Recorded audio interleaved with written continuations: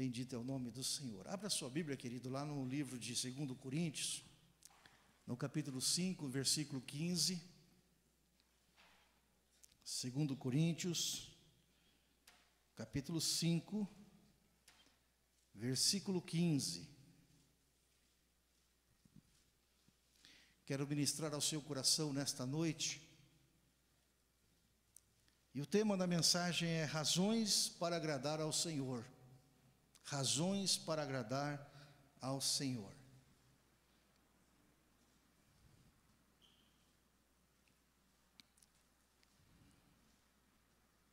A palavra do Senhor diz assim: e Ele morreu por todos, para que os que vivem não vivam mais para si, mas para aquele que por quem eles morreu e ressuscitou.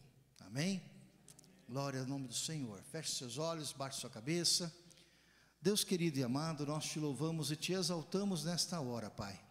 Eu quero pedir a tua graça, a tua direção, a unção do teu Santo Espírito para comunicar a tua palavra, Senhor. Deus, às vezes o Senhor nos dá tão preciosas sementes, Pai, e na hora de transmitir nós não conseguimos transmitir com a fidelidade. Mas eu clamo a tua graça, a tua direção, Senhor, para que o Senhor use a minha vida e a vida de cada um daqueles que aqui estão, para que possamos transmitir a tua palavra, Senhor, não na força e na capacidade humana, mas no poder e na unção do teu Santo Espírito, porque quando a palavra cai no coração preparado, Senhor, ela frutifica e dá o resultado aquilo que o Senhor espera. Fala conosco nesta noite, Senhor, pela tua palavra, e o teu nome seja engrandecido em nome de Jesus. Amém. Glória a Deus. Meus amados, nós estamos agora começando este primeiro culto de setembro, e para mim é interessante porque é como se eu estivesse virando uma página numa etapa de um processo de integração na igreja. Eu também estou sendo integrado na igreja, e isso faz com que nós possamos levantar diante de Deus algumas considerações daquilo que Deus tem falado ao nosso coração sobre a igreja neste tempo presente. Ontem até nós estivemos reunidos com os líderes, e foi uma bênção, uma reunião, para a gente trabalhar um pouco sobre algumas coisas que Deus quer fazer no ano que vem, 2017, e a gente vai percebendo como o Espírito Santo de Deus vai agindo, tocando no coração de um líder, tocando no coração de outro, e de uma certa forma nós entendemos que esta igreja precisa experimentar mais do amor de Deus, através dos vínculos de comunhão. E nesse sentido a palavra de Deus vem falando muito ao nosso coração, porque às vezes, queridos, nós imaginamos que a igreja é apenas um lugar onde a gente vai ouvir uma palestra, uma preleção, ou a igreja é um lugar onde a gente vai de vez em quando para gritar um pouquinho para ver se fica mais alegre, ou então que a igreja é um lugar onde a gente vai lá marcar um compromisso. Mas a igreja do Senhor não é isso. A igreja do Senhor é um corpo, e como corpo precisa estar unido. E nós, nesses meses, descobrimos algumas coisas interessantes visitando os irmãos. E na medida que a gente vai descobrindo algumas coisas, a gente vai colocando diante de Deus, porque nós não nos conformamos com aquilo que nós vemos. O Senhor nos trouxe para cá para fazer uma obra, e a gente sabe que esta obra não se faz com conhecimento humano, embora o conhecimento humano seja importante. Se faz com a direção do Espírito Santo de Deus, operando sobre as nossas vidas. E nós, irmãos, nós precisamos sempre trabalhar com essa visão na igreja, porque a igreja tem uma missão. A missão da igreja é muito clara. Jesus é claro quando ele diz o que é que nós precisamos fazer. Mas o problema é como nós fazemos aquilo que precisa ser feito. E é aí que surgem muitos problemas, muitas dificuldades. Então nesta noite, eu espero rapidamente poder questionar e poder responder ao seu coração pelo menos algumas perguntas que eu faço. Por que estamos aqui? Por que não podemos viver para nós mesmos? Ou o que agrada a Deus? O que é que agrada a Deus? Porque às vezes nós ficamos desagradados com algumas coisas, mas será que realmente nós estamos agradando a Deus? Será que o que tem que ser agradado é o homem ou é a Deus? Então esse texto, irmãos, ele é muito interessante, porque ele contém 3 sentenças, ou 3 conceitos que a gente precisa trazer muito claro na nossa mente e no nosso coração. Esse texto tem 3 partes que diz assim: Ele morreu por todos. A primeira parte de 2 Coríntios 5,15 vai enfatizar uma verdade fundamental. Jesus morreu e morreu por todos. A expressão que Paulo usa de Jesus morrer na cruz e morrer por todas, vai explicar de uma certa forma também a finalidade da cruz. Por que é que Jesus precisava morrer naquela cruz? E lá em Gálatas, no capítulo 1, no versículo 4, quando o apóstolo Paulo também vai explicar este fato, ele escreve assim: o Jesus que se entregou a si mesmo por nossos pecados, a fim de nos resgatar desta presente era perversa, segundo a vontade do nosso Deus e Pai.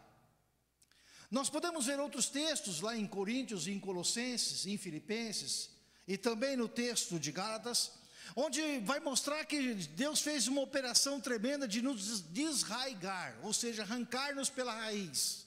É como se nós fôssemos uma erva daninha, e Deus tirasse aquela erva daninha lá daquele pasto, e nos colocasse com raiz e tudo, num outro lugar, nos transportasse para um novo vaso, um novo lugar.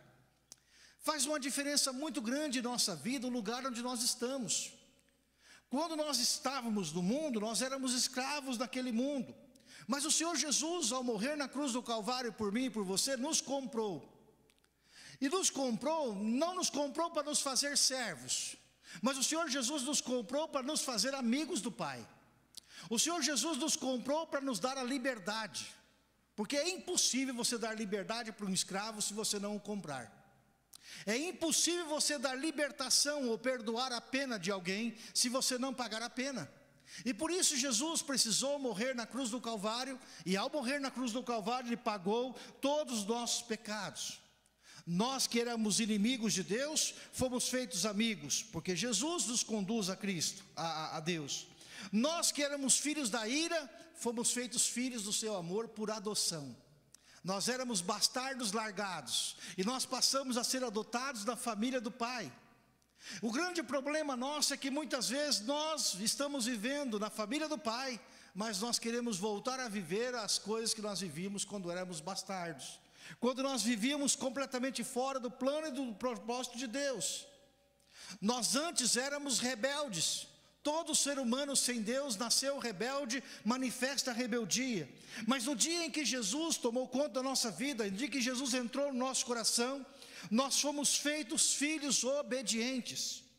E é interessante que a partir daí Jesus vai mostrar a mim e a você uma nova forma de vida, um novo modo de pensar, uma nova organização de vida, um novo paradigma na nossa mente e no nosso coração. Em 2 Coríntios 5,17 vai dizer: aquele que está em Cristo, nova criatura é, as coisas velhas se passaram e tudo se fez novo. E o Senhor vai trabalhando conosco pela frente. E se tudo isso fosse apenas isso, seria bom demais. Se Deus só nos transportasse do reino das trevas para o reino da luz, nos desraigasse do lugar onde nós estávamos plantados na perdição do pecado e nos colocasse no caminho da vida eterna, seria maravilhoso. Mas há algo mais maravilhoso ainda do que simplesmente a vida eterna, que é a promessa do Espírito Santo de Deus para as nossas vidas. Lá em Gálatas, no capítulo 3, versículos 13 e 14, depois você abre na tua Bíblia, depois amanhã você pega o esboço e você vai ler lá. Você vai ver que Paulo está falando a respeito de uma ação essencial para a vida cristã. Não se pode viver a vida cristã sem a ação do Espírito Santo de Deus. É impossível viver uma vida cristã vitoriosa sem a ação do Espírito Santo de Deus na vida da pessoa. E isso fala do aspecto da vida eterna presente.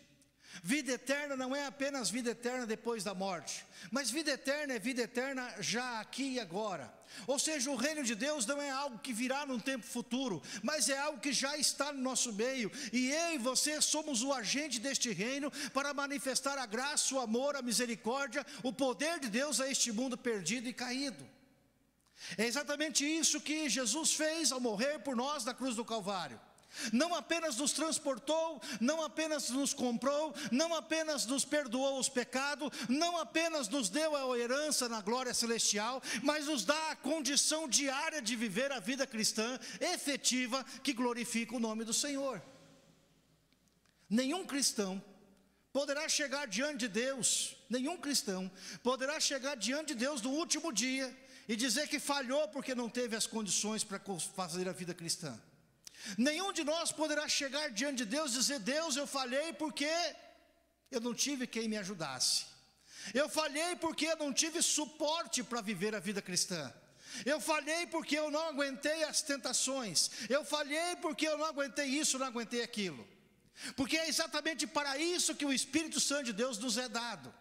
O Espírito Santo de Deus nos é dado porque Ele é a única força capaz de fazer com que nós possamos atravessar os períodos difíceis da nossa vida. Ele é a única companhia que nós podemos contar em momentos complicados. Ele é aquele que nos ajuda com as nossas orações que não sabemos orar como convém. Ele é aquele que está conosco em todo o tempo, em todo lugar. Ele é aquele que nos capacita para viver uma vida cristã efetiva.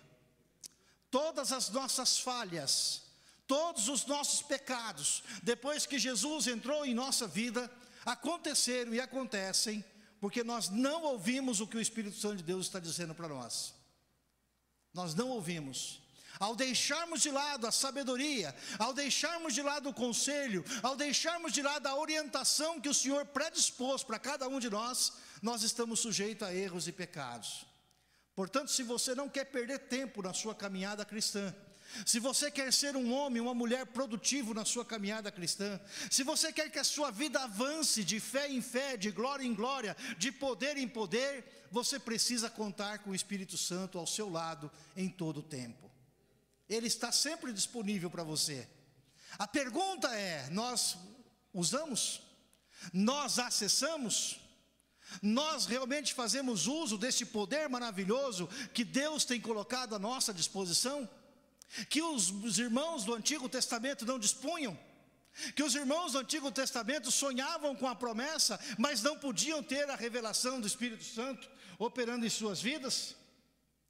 Nós precisamos, irmãos, experimentar isso o tempo todo em nossa vida. Por quê? Porque vida cristã tem uma característica essencial. A primeira parte do nosso texto aqui diz que Ele morreu por todos. Então nós vimos lá que Jesus morreu, nos resgatou, perdoou, nos deu o Espírito Santo, e agora nós precisamos viver a nossa vida. Mas aí vem a segunda parte da mensagem, a segunda parte que Paulo quer falar conosco nesta noite. E ele diz lá no versículo 15: para que os que vivem, quantos estão vivos aqui, irmãos? Está vivo aí? Glória a Deus. Para que os que vivem não vivam mais para si. Olha aí a coisa, agora começa a complicar um pouquinho. O segredo de uma vida cristã efetiva não é viver para mim, porque todas as vezes em que eu vivo para mim mesmo, eu não posso cumprir o plano e o projeto de Deus que o Senhor tem para a nossa vida. Nós não podemos viver agora para nós mesmos. O grande conflito nosso, muitas vezes, é a nossa vontade e a vontade do Senhor. São os nossos interesses e os nossos desejos. E este conflito permeia a nossa caminhada cristã o tempo todo. Olhamos para a promessa, mas olhamos para a dificuldade. Olhamos para a bênção, mas olhamos para aquilo que tem que fazer para alcançar a bênção. E muitas vezes, irmãos, nós desistimos e desanimamos.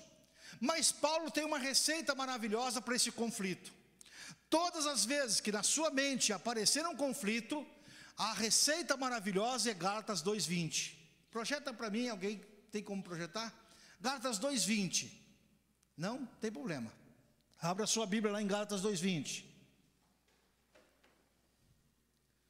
Esse é o remédio para resolver o conflito da alma. Se você perder a noite, o sono de madrugada, porque você está num conflito, abra em Gálatas 2:20. Em Gálatas 2:20 vai mostrar como é que resolve o conflito da sua vida. Porque, irmãos, nós vamos ter conflitos. Nós vamos ter conflitos entre a vontade de Deus e a nossa vontade.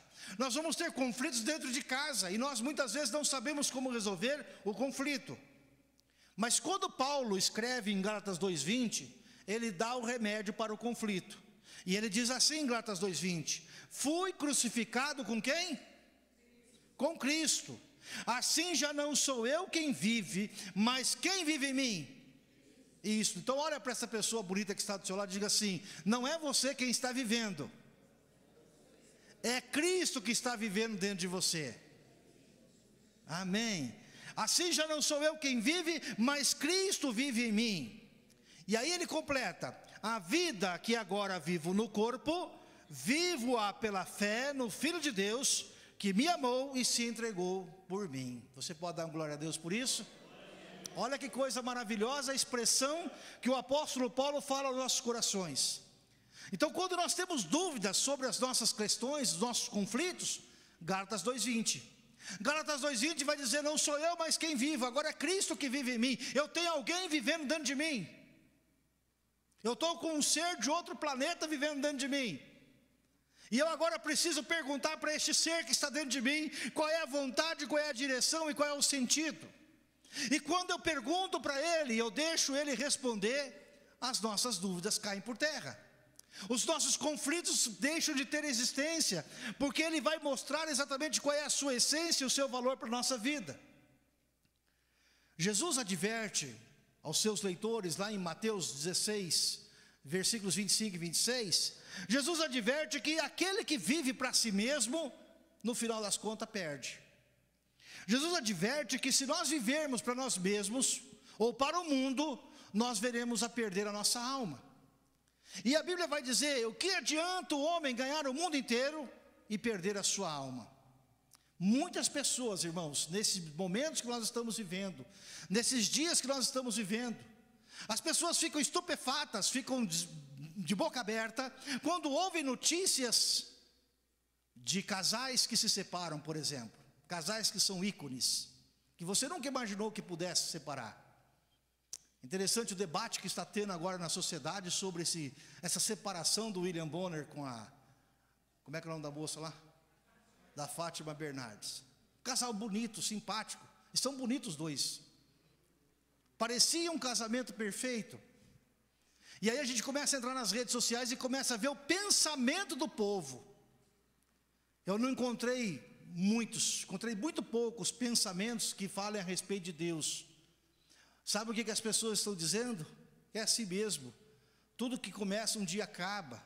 O amor acabou, tem que começar de novo, tem que ser feliz. E aí eu vejo o povo postando já um monte de lucubração de ideias, né?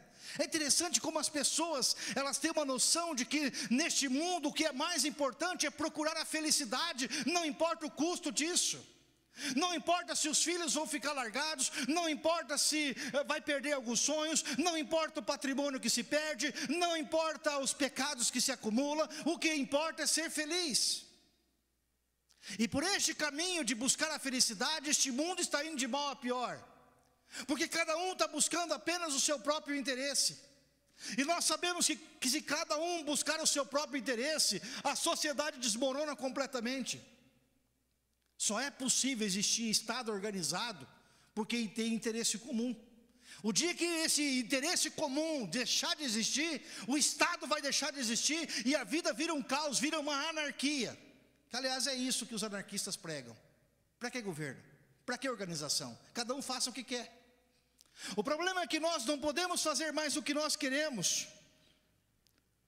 Portanto, quem não tem Cristo no governo da sua vida, vai ter o seu próprio eu governando a sua vida, dirigindo cada pensamento, cada atitude, e isso vai se traduzir em mais conflitos para a sua casa, para a sua família.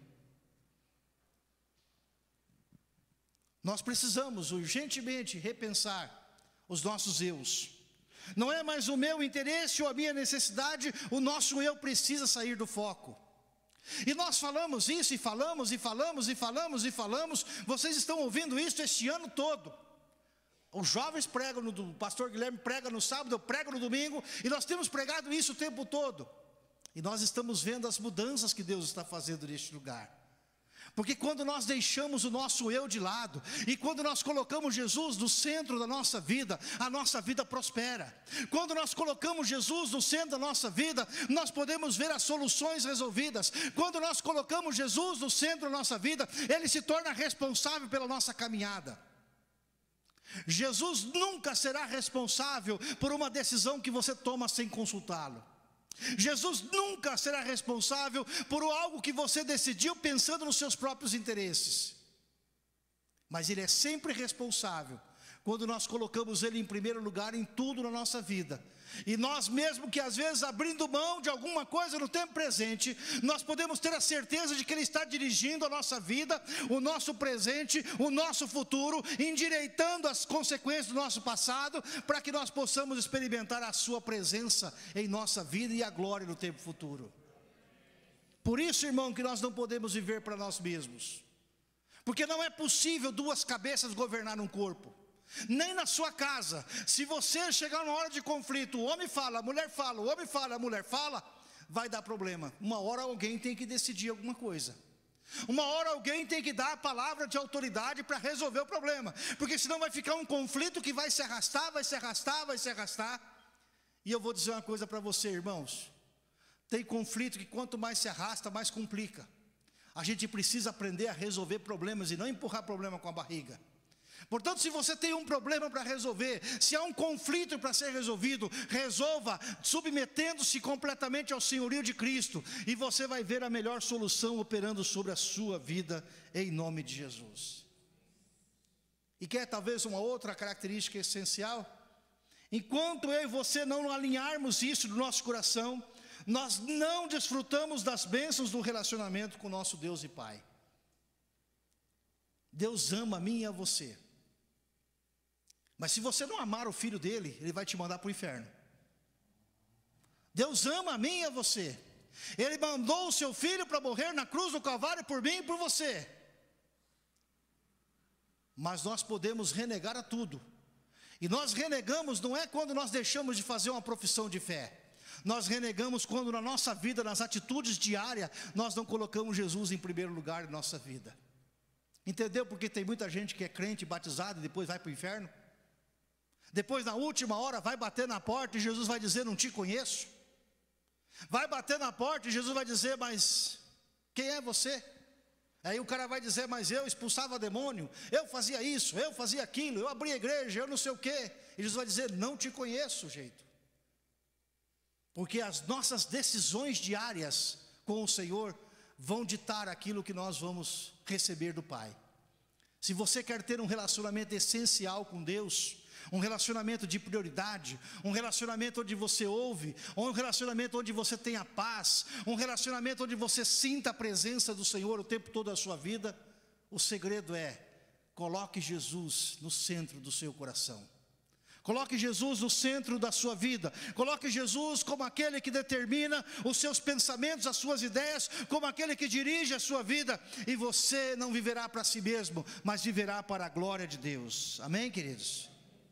E a terceira parte desta frase que o apóstolo Paulo nos cita, no versículo 15 ele vai dizer, não vivam mais para si. Agora, qual é o segredo? O segredo é, vivam para aquele que porque eles morreu e ressuscitou. Há um sentido de missão muito grande. Vida cristã, meu irmão, não é uma nulidade. Vida cristã não é um passar de tempo até chegar a algum lugar incerto e indeterminado.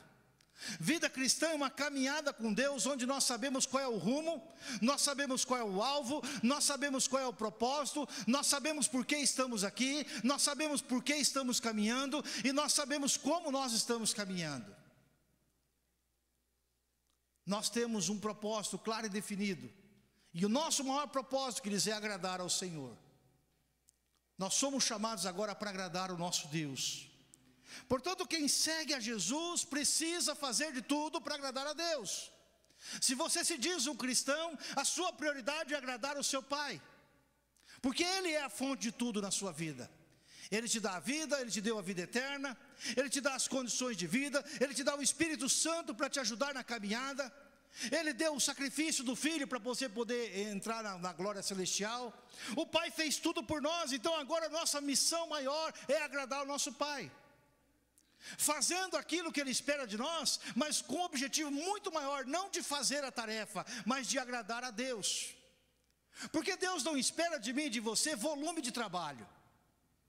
Deus não espera de mim e de você que você chegue do outro lado de qualquer jeito, estrupiado.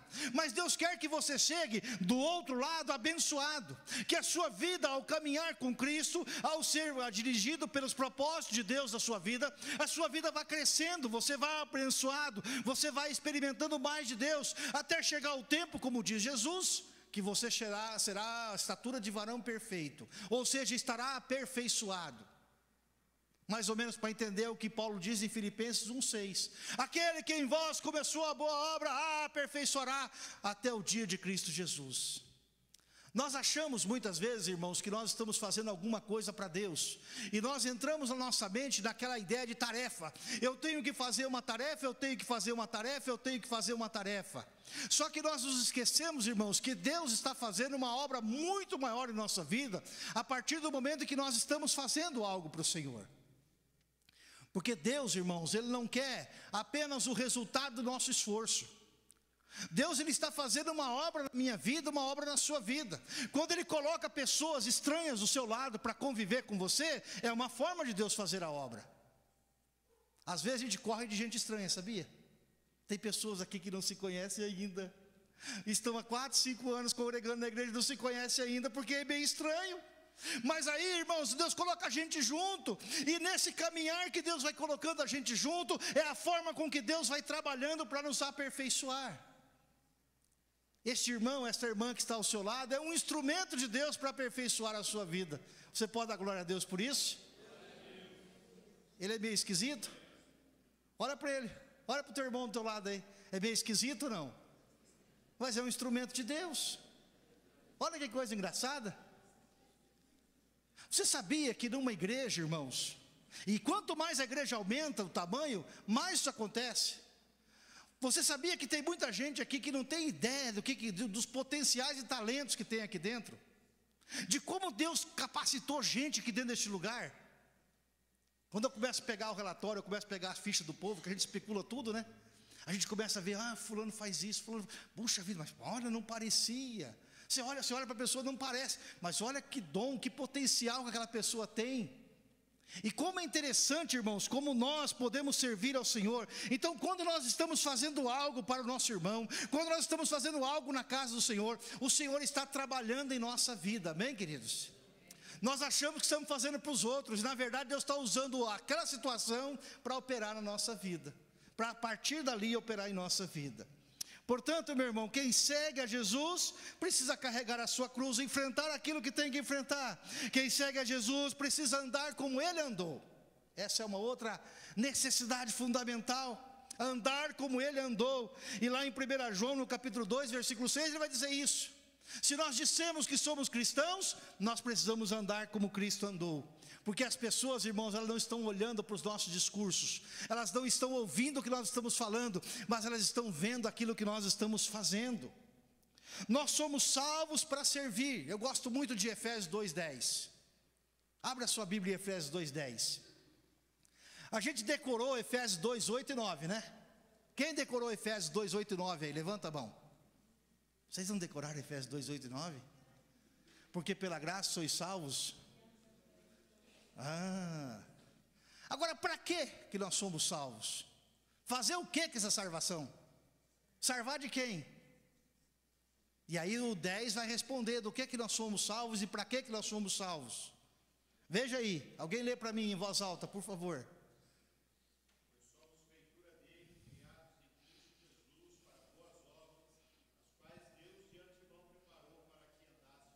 Isso, nós somos salvos para servir. Posso ouvir um glória a Deus, amados? Amém. Somos salvos para servir.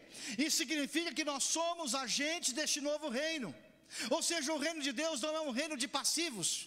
O reino de Deus não é um reino de assistentes, de acompanhantes. Mas o reino de Deus é um reino de pessoas que interagem com este mundo, que fazem a diferença neste mundo e que demonstram a glória e o poder de Deus a este mundo. A palavra do Senhor diz em 2 Coríntios 2:20 que nós somos embaixadores a este mundo em trevas, a este mundo em caos. Irmãos, se nós tirarmos a igreja, o dia que a igreja for levantada, o dia que Jesus vier e resgatar a sua igreja, e nós subirmos dos ares, este mundo vai ficar sem a presença do Espírito Santo. E meu irmão, o cara pode ser crente, o cara pode fazer o que ele quiser, mas sem a presença do Espírito Santo de Deus, esta terra vai virar um caos. Ela só não é um caos porque ainda há homens e mulheres de Deus, cheios do Espírito Santo de Deus nessa terra, que fazem a diferença, e você é essa pessoa. Você pode se achar pequeno, você pode se achar insignificante, você pode se achar uma pessoa sem dons, talentos e muitas qualidades, mas dentro de você há um Espírito excelente, que deseja usar a sua vida para manifestar a glória do Senhor a este mundo, para que o seu reino venha sobre a face da terra. E às vezes nós olhamos para dentro de nós e julgamos tão pouco em nós. Somos chamados a testemunhar através dos nossos atos e, se necessário, com palavras. Nós não ganhamos as pessoas para Cristo muitas vezes porque falamos demais e agimos de menos. E Tiago diz: se nós falamos e não agimos, nós nos tornamos mentirosos. Se nós confessamos uma palavra e não agimos de acordo com a palavra, aquela palavra não tem utilidade nenhuma para nós. O nosso testemunho precisa ser coerente com aquilo que nós cremos. O nosso testemunho precisa ser coerente com aquilo que nós falamos. Por isso que Deus está fazendo uma grande revolução no nosso país, irmãos. Deus está fazendo uma grande revolução nas igrejas. Está havendo um tempo novo, um tempo de busca, um tempo de avivamento, um tempo de santidade, que nunca teve na história deste país, irmãos, porque Deus quer levantar uma igreja operosa, uma igreja gloriosa, uma igreja que demonstra o poder, não com palavras, não com discursos, mas com ações práticas de amor a este mundo caído. Portanto, irmãos, se a nossa meta agora é agradar ao Senhor, o que agrada a Deus então? O que eu posso fazer que agrada a Deus? E eu listei aqui 3 coisas importantes. A primeira delas é viver em santidade. Santidade, irmãos, não é uma palavra fora de moda. Quando a gente pega os estudos dos homens que pregaram a palavra no século 17, no século 18, aqueles homens só tinham um sermão: santidade, santidade, santidade. Por onde eles iam, pregavam a mesma coisa. E houve um grande reavivamento no século 18 no mundo, porque a palavra de santidade gerou este efeito. Santidade não significa ser santarrão. Santarrão é aquele que fala na frente dos outros uma coisa, vive uma coisa na frente dos outros, mas depois dentro de casa não é nada daquilo. E não é isso que agrada a Deus. O que agrada a Deus não é ser um robô. O que agrada a Deus não é ser uma pessoa que faz de conta que é séria. O que agrada a Deus é você viver uma vida em santidade. Você pode contar uma piada e rir muito sem ser pecador. É só saber contar, é só saber escolher. Você pode ouvir um filme, ou assistir um filme, ou ler um livro e ser santo. Você pode frequentar uma faculdade e ser santo naquela faculdade. Você pode fazer qualquer outra coisa na sociedade e ser santo, desde que Jesus esteja governando a sua vida, desde que o Espírito Santo esteja trabalhando sobre a sua vida. Mas o projeto de Deus não é que você seja mais feliz. O projeto de Deus é que você seja mais santo, amém, queridos? Deus não está interessado na sua felicidade, Ele está interessado na sua santidade, porque a sua santidade é o passaporte para a felicidade eterna com o Senhor. Ninguém se engane, Gálatas 5:9.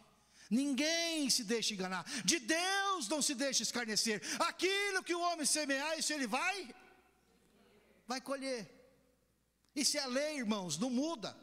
Então está no Novo Testamento, mas não mudou. Então a santidade significa o quê? Significa eu corrigir o plantio errado hoje. Santidade não é viver uma vida dentro de um lugar assim incontaminado, que não pega poeira, não pega nada. Não, eu vou viver numa montanha, porque teve algum tempo na história que homens chegaram a construir uma coluna grande e ficaram lá 14, 15, 20 anos, para não tocar a terra, para não se contaminar com o pecado. Mas isso não é santidade, meu irmão. Santidade é você estar no meio do lodo e não se sujar pelo lodo. Santidade é você estar aonde você está no seu dia a dia, e lá você ser sal e você ser luz, sabendo que Deus está operando através da sua vida naquele lugar. Tem gente que acha que ser santo é botar um terno e vir para a igreja, mas não é. Segunda coisa importante, irmãos, para viver e agradar ao Senhor: desfrutar do amor e demonstrar o amor ao próximo. Desfrutar do amor e demonstrar este amor ao próximo. Toda pessoa que é mal amada, ela não é mal amada porque casou errado. Ela não é mal amada porque nasceu numa casa que os pais são disfuncionais. Ela é mal amada porque a essência do amor está na relação com Deus.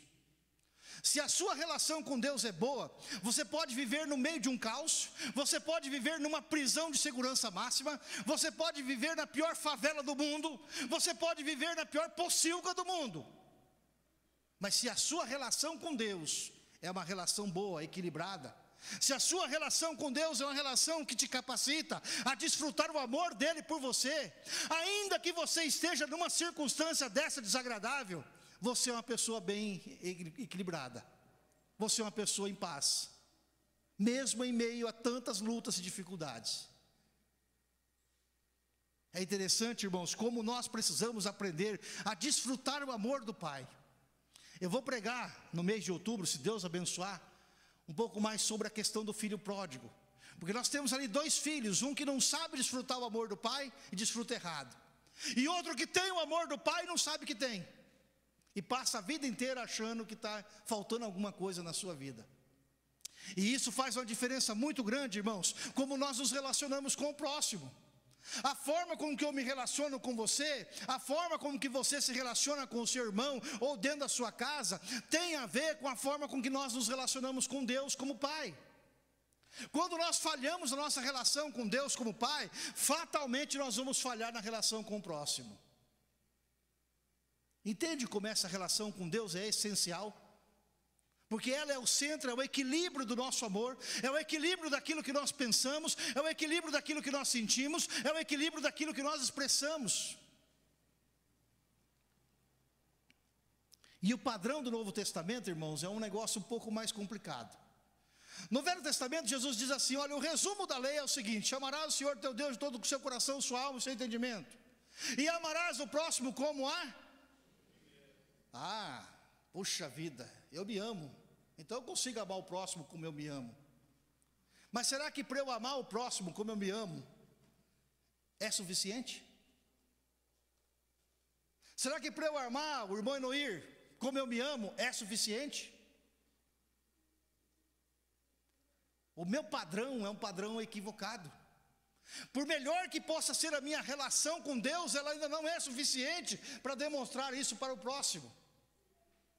E aí no Novo Testamento Jesus vai pegar pesado. Lá em Efésios, no capítulo 5, no versículo 2, ele fala sobre amar o próximo.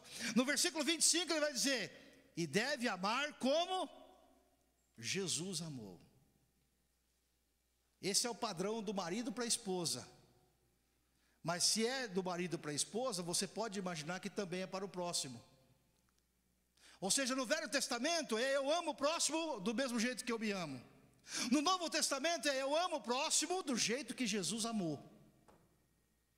Ou seja, o padrão de comparação agora não é de qualquer jeito. Não é do meu jeito, dando meus minutos de tempo. Não é do meu jeito, achando ou fazendo do jeito que eu acho que deve ser. Mas é do jeito que Jesus faria. Entenderam, irmãos, como é que isso é difícil? E é aí que nós muitas vezes erramos e falhamos. E a terceira forma para nós vivermos e agradar ao Senhor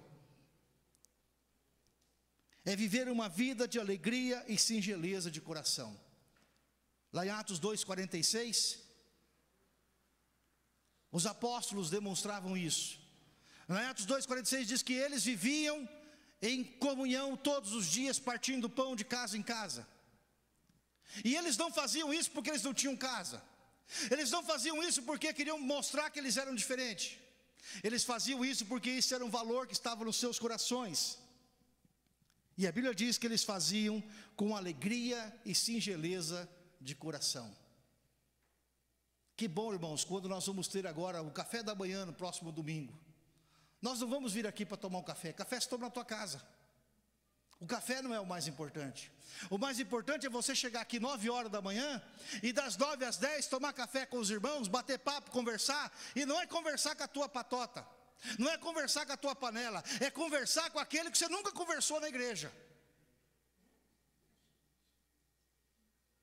Porque conversar com os irmãos que estão ali sempre do ladinho da gente, é fácil, é confortável.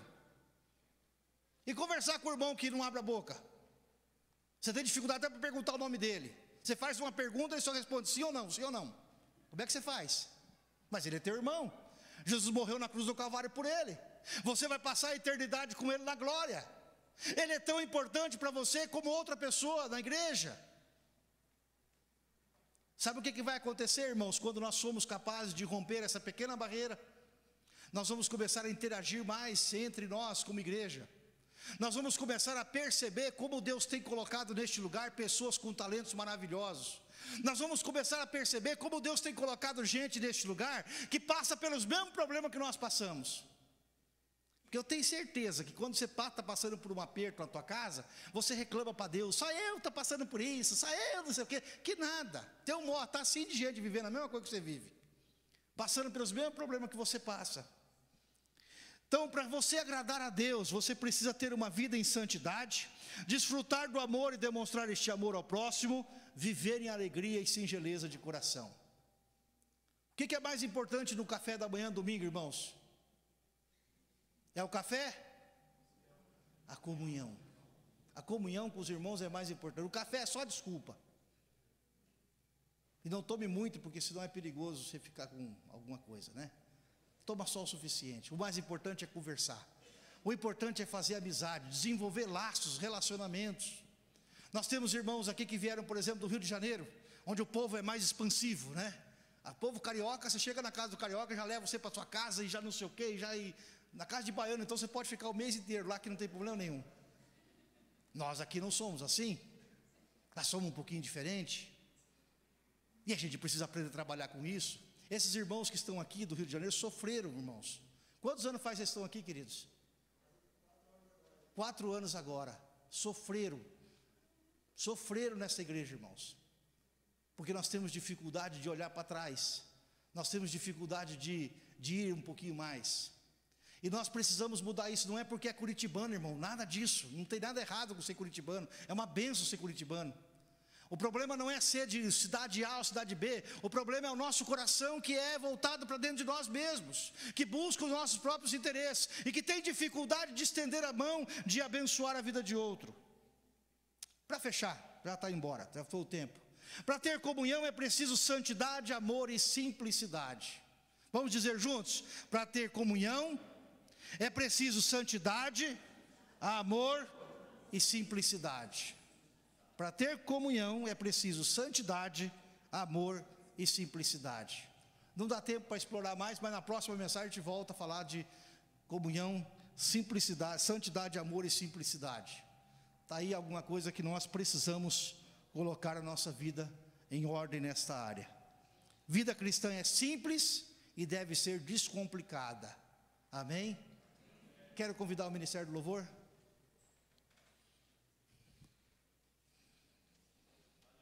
Eu pedi uma música.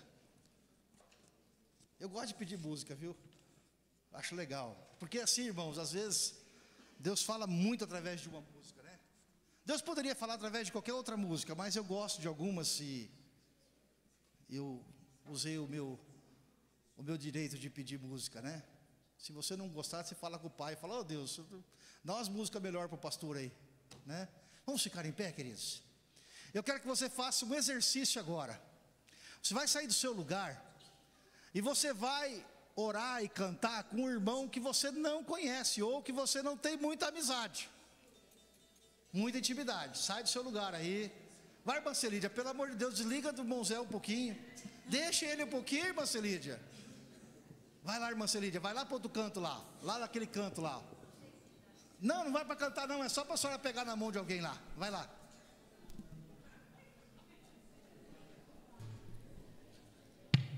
Vamos sair do lugar, irmãos? Vamos lá. Ô, irmão Luiz, irmão Dulce. Vamos lá, vamos, sai do lugar. Letra simples, você conhece.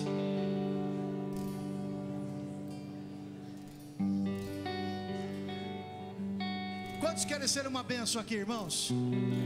Quantos querem ser uma bênção, queridos? Amém? Eu não ouvi nada. Quantos querem ser uma bênção? Ô Erasmo, pelo amor de Deus, larga a tua mulher, Erasmo. Sai daí, Erasmo, larga a tua mulher aí. Vamos lá.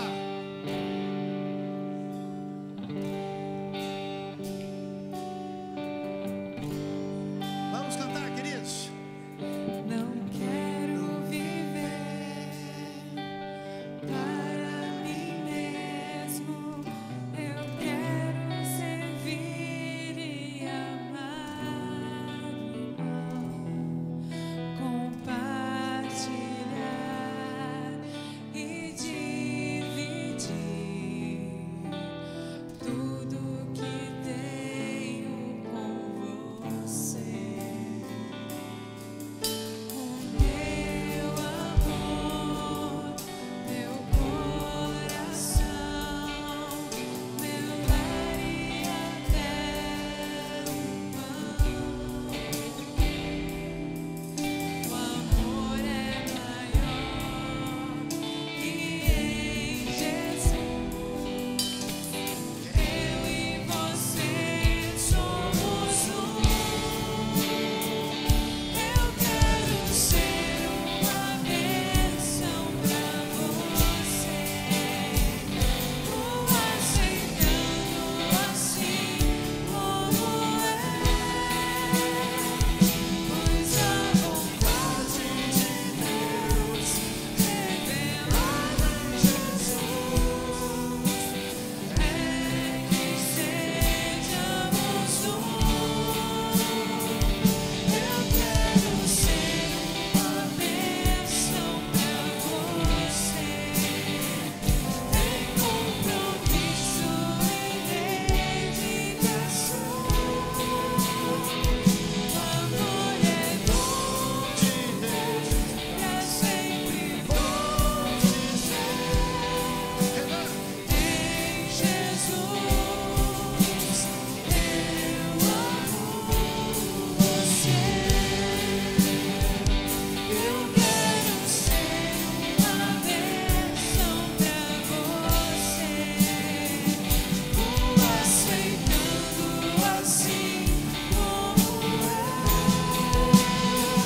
pois a vontade de Deus revelada em Jesus é que sejamos um.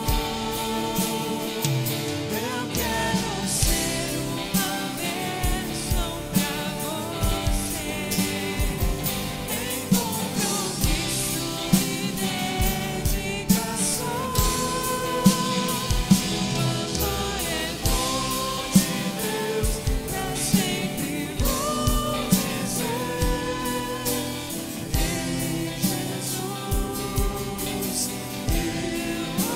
eu amo você. O amor é dom de Deus, pra sempre vou dizer. Em Jesus eu amo você. Aleluia, Jesus. Olhe por este irmão, por esta irmã que está ao seu lado. Oh, Jesus. Pai querido e santo, nós te louvamos e te exaltamos nesta noite, Pai, porque Tu és o Deus que se manifesta na unidade do Teu povo, Senhor. Somos tão diferentes uns dos outros, Senhor, mas a Tua palavra diz que o Senhor nos tirou lá do passado, onde estávamos largados, Senhor, onde nós estávamos perdidos nos nossos delitos e pecados, e o Senhor nos resgatou da nossa vã maneira de viver, e o Senhor nos transportou para o reino do Filho do Seu amor, e nós podemos Te louvar e Te exaltar, porque nós éramos mal amados, mas agora nós somos bem amados, amados do Pai. O Senhor derramou o Seu Filho, e a Tua palavra diz que o Senhor enviou o Seu Filho, para que todo aquele que nele creia não pereça, porque o Senhor amou o mundo de tal maneira, que deu o Seu Filho. Nós Te louvamos e Te exaltamos nesta noite, Pai, porque porque é pelo sangue de Cristo que este irmão está ao lado desta irmã, que este irmão está ao lado deste irmão nesta noite. É pelo sangue de Cristo que somos aceitos neste lugar. Não há mérito, não há capacidade humana, não há capacidade de simpatia, capacidade de alegria que suplante a presença do Espírito Santo de Deus. Nós te louvamos e te exaltamos, Pai, porque nós não somos várias igrejas, nós somos a igreja do Senhor, nós somos a igreja comprada, a igreja lavada, a igreja remida no sangue do Cordeiro, Pai. Deus, aqui está o corpo do Senhor sobre a face desta terra. Então o Senhor vai ministrando nesta hora, Pai. Aquele que entrou nesta noite precisa de cura, aquele que entrou nesta noite precisa de renovo, aquele que entrou nesta noite precisa de restauração. Meu Deus, nós abençoamos esta vida nesta hora, Pai. Nós queremos cobrir cada vida nesta hora em nome de Jesus. Toda ação que o inimigo tem tentado contra a sua vida, toda ação que o inimigo tem tentado contra a sua casa, nós desfazemos em nome de Jesus. A mão poderosa do Senhor opere sobre a sua vida, a mão poderosa do Senhor opere sobre a sua casa. Aqueles conflitos que estavam acontecendo lá, pelo sangue de Jesus, nesta hora nós determinamos que todo conflito caia por terra, que todo conflito na alma, todo conflito na mente, todo conflito na família caia por terra em nome de Jesus. E o nome do Senhor ser poderoso, Pai. Levanta, Senhor, esta igreja, não apenas uma igreja de conhecimento, mas uma igreja que demonstra o teu amor, que demonstra a tua graça e a tua misericórdia. Levanta, Senhor, aquele que estiver abatido, levanta aquele que estiver cansado nesta noite, Pai. Manifesta, Senhor, o teu poder, manifesta, Senhor, o teu amor e a tua graça, e o nome do Senhor seja exaltado, porque tu és, Senhor, desta igreja, Pai. Nós somos chamados para servir, e nós queremos fazer o melhor da nossa alma, do nosso entendimento, porque tu és digno de toda honra, tu és digno de toda glória. Manifesta, Senhor, o teu reino sobre a face da terra. Maranata, ora vem, Senhor Jesus. Glorifica o teu nome sobre esta terra, Pai. Usa a tua igreja poderosamente e o teu nome ser exaltado em nome de Jesus. Louvado e santo é o nome do Senhor. Aleluia. Vamos cantar. Eu quero ser uma bênção. Vamos lá. Aleluias. Eu quero ser uma bênção pra... Vamos lá, queridos. Aceitando assim como é. Mas a vontade de Deus revelada aos homens. Que seja o Senhor. Eu quero ser uma bênção pra você. Tem compromisso e dedicação. Pois o dom de Deus é sempre vou dizer. Em Jesus eu amo você. Amém. O amor é um dom de Deus. Sabe o que significa a palavra dom, irmãos? A palavra dom significa presente. O amor é um presente de Deus. Para sempre eu vou dizer em Jesus: eu amo você. Amém. Glória a Deus. Aleluias. Pai santo e querido, nós te louvamos e adoramos desta noite pela graça maravilhosa do Senhor. Obrigado pelo dia que o Senhor nos deu. Obrigado, Senhor, pelo final de semana abençoado. Oramos agora, Senhor, pelo nosso país, Pai. Neste ano nós estaremos completando 194 anos da independência. E Tu sabes, ó Deus, quantas dificuldades o nosso país tem atravessado. Oramos, ó Deus, para que o Senhor use a mente dos governantes, para que o Senhor abençoe através da vida deles, Pai, para que o Teu povo possa ser abençoado e abençoador nessa terra. Cuida, Senhor, das necessidades do nosso país. Nós oramos em nome de Jesus nesta hora. Abençoa o nosso retorno para o lar, Senhor. Dá a todos, ó Pai, uma semana abençoada em nome de Jesus. Que esta noite, ao deitarmos no travesseiro e dormir, Senhor, o nosso coração seja inundado da Tua paz, da Tua alegria, do Teu amor, como uma criança recém-mamada, Senhor. Coloca a tua mão poderosa sobre cada uma das necessidades dessa semana e glorifica o teu santo nome sobre cada uma delas, Pai. E que a graça do nosso Senhor Jesus Cristo, o amor de Deus Pai e as doces consolações do Espírito Santo seja sobre todos hoje e eternamente. Amém. Glória a Deus.